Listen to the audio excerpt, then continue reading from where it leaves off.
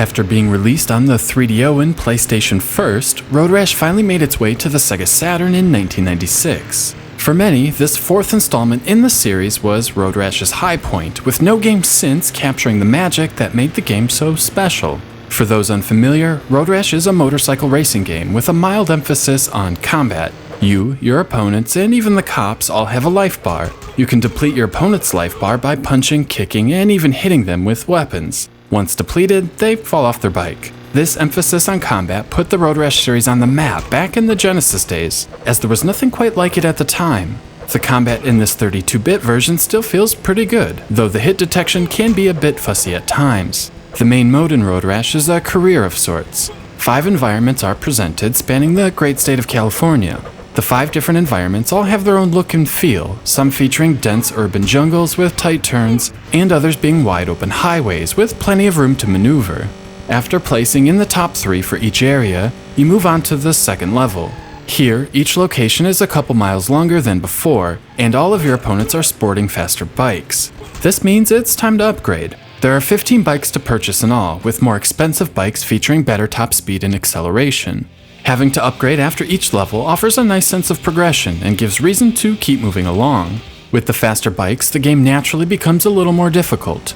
Turns cannot always be taken flat out, requiring more finesse with the gas and brakes. Everything moves faster, requiring better reaction times. Things aren't arbitrarily made tougher, it just happens. This organic change in difficulty is one of my favorite aspects of the entire Road Rash series. The other great aspect are the controls. As this installment of Road Rash is still essentially a 2D line-scrolling racing game, the controls still feel two-dimensional. This isn't a bad thing. The steering still feels excellent, with light taps allowing for a slight change in directions, and long presses allowing for more dramatic changes. There is a slight learning curve to figuring out how long to press the directional buttons, but it is predictable and feels excellent once you get used to it. The graphics in Road Rash are rather unusual. The road surface is actually not made of polygons, but rather uses line-scrolling effects to simulate a 3D surface. This makes them really smooth and sharp, and has definitely helped the game age rather well compared to a fully 3D offering. Polygons are still featured, but reserved for filling out the backgrounds, be it mountains or the impressive cityscapes.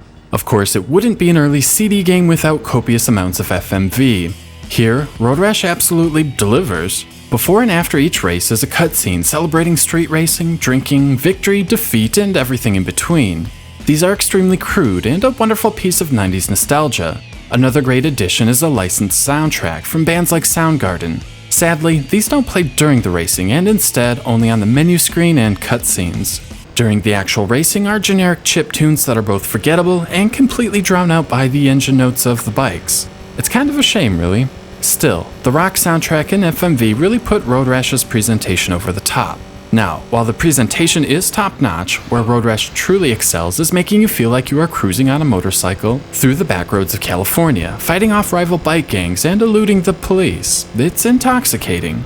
The solid controls blend perfectly with the gentle twists of the different environments, creating one of those moments where you just zone out and become completely absorbed in the experience. Some racing games just have it, some don't, and some games are Road Rash.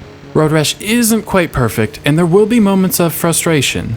The city area can often be too dense, with oncoming traffic coming out of nowhere to clobber you. If this happens near the end of the run, you will definitely miss out on a top 3 finish and have to redo the race all over again. Overall, I just can't say enough about Road Rash. Whether it's the 3DO, PlayStation, or this Saturn version, it's honestly one of the finest driving games of the era. The blend of 2D sprites and 3D backgrounds looks terrific, and the controls fit perfectly with the awesome locations. The combat is the icing on the cake. There are few games that offer such a wonderful, fun, and compelling experience. 4 out of 5.